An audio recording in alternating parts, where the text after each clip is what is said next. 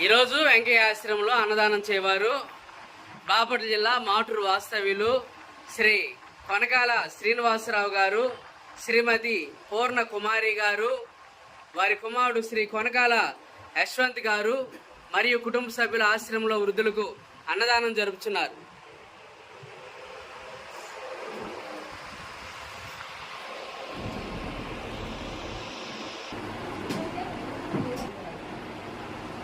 ఈరోజు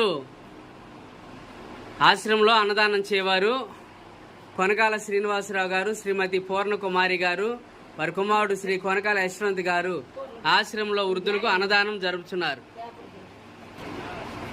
అన్నదాత అన్నదాత